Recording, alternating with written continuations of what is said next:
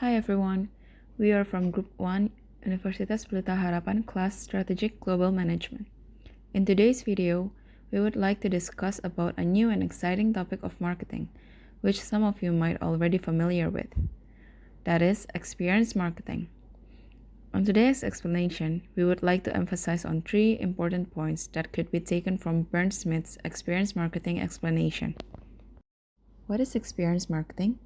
Experience marketing is an approach on how to engage more with customer with the emphasis on feelings, perceptions, and actions that is resulted from product stimuli, not only the utilitarian aspect of a product, but also the factors that create connection to customers.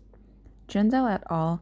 Present that there are different levels of customer involvement: rational, emotional, sensorial, physical, and spiritual.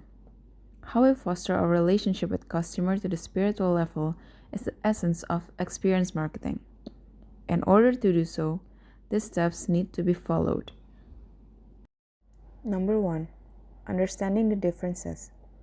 What are the differences between other internal consumer constructs in marketing?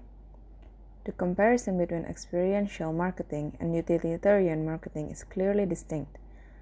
The next question is, how to differ the experience marketing and other motivational and effective concepts? Here we will distinguish experience based on involvement, brand attachment, and customer delight concept. Involvement. Involvement are based on needs, values, and interests that motivates a consumer towards an object. It do not presume motivational state and may happen even when consumer have no interest in or doesn't have a personal connection with the object. We need to keep in mind that brands that evokes the strongest involvement doesn't always produce the best experiences. Brand attachment. Brand attachment provokes strong emotions, but it can also include ordinary feelings and sensations that is generated from brand-related stimuli. Over time, experience will evoke emotions as one of internal outcome of the encounter, but this is not the highlighted outcome of the experience marketing, as multiple factors are looked after. Customer's delight.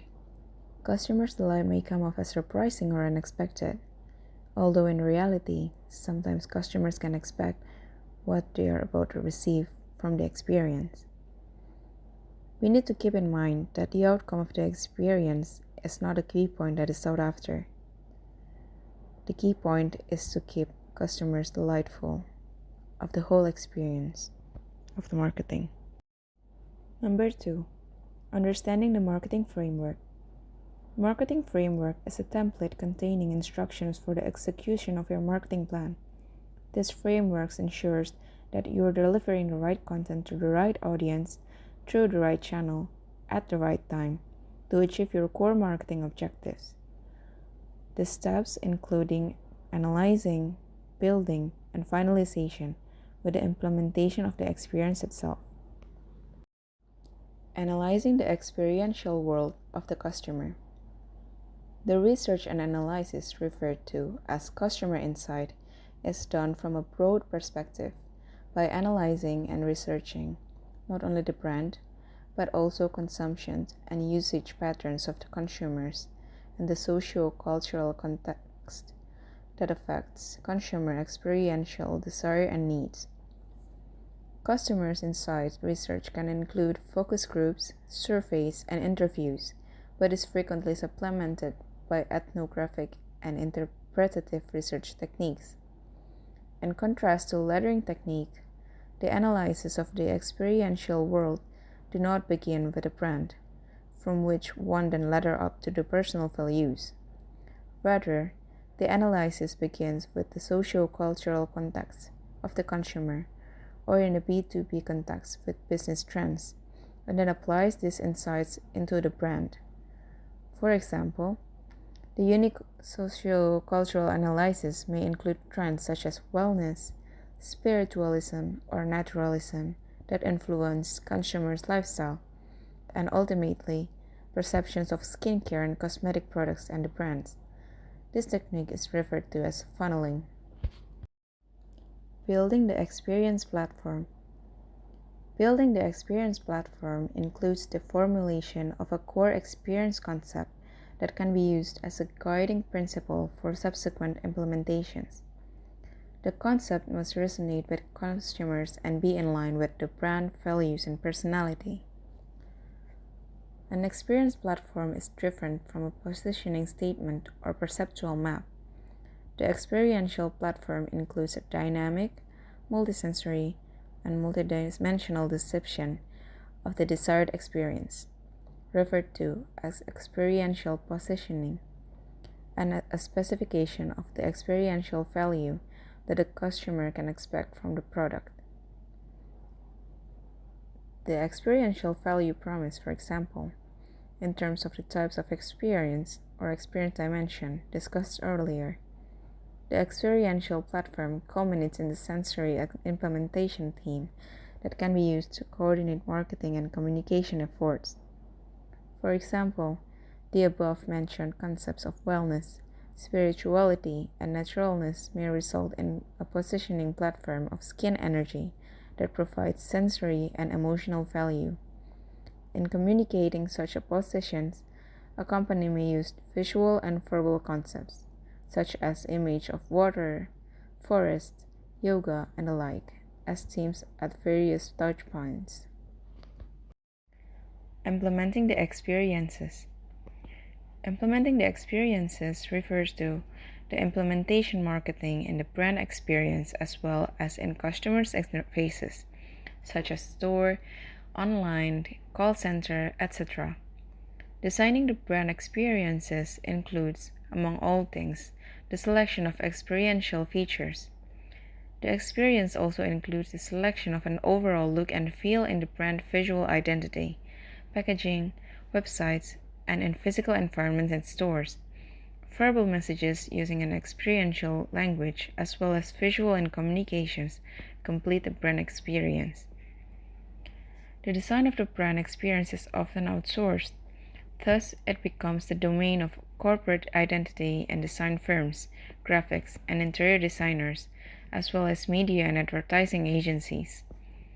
Various agencies communicate with one another to guarantee consistency and integration.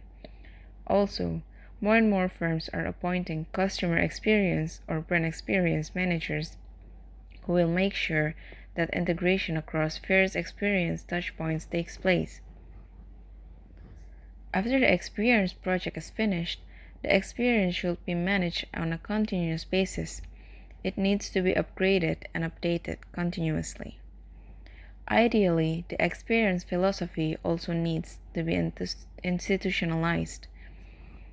This requires the alignment of organizational structures and processes, and most importantly, of people and systems. Alignment is especially important in service and businesses, where employees directly interface with customers. Companies nowadays provide employees with incentives in order to motivate them to deliver the right experiences. Finally, companies have begun to focus on the employee experiences. This shows that experience management is no longer just a marketing issue. It is also a human resource management issue. Number 3. Knowing the consumer insight. Consumer insight is a process of finding out more deeply and holistically about the background of consumers' actions, thoughts, and behavior related to a marketing product. The results of consumer insights are used to see the points of interest of the target market so that marketing strategies can be formulated based on these points of interest. Nowadays, the world is heavily influenced by technology and is becoming a new means of understanding interaction and consumptions. In general, consumer insight can be divided by 2 points: internet experience and social media. Internet experience. Developing a compelling online experience is critical for gaining competitive advantage on the internet, since there is some evidence showing that the internet has become a pervasive information and communication medium.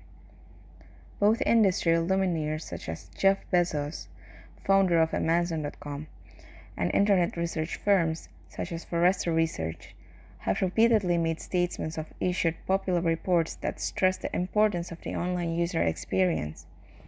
Yet little is known about the factors that make a website an attractive experience for users. The structural model in the internet world that is used in measuring consumer satisfaction in the online environment is known as flow. By focusing on activities and ignoring things that are not relevant through the internet user navigation, this flow context also refers to high level of skills and control, a high level of challenge and arousal, and focused attention, all of which can be enhanced by interactivity.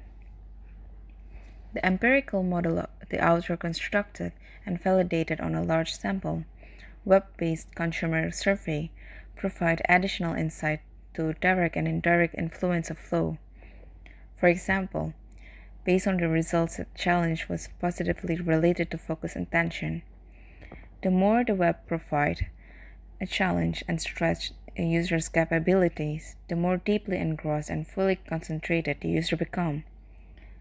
The author recommends to managers that website designs provide some challenges that get people excited so they can stay logged on. Not so many consumers become frustrated when navigating through sites. They also showed empirical relationships to online shopping.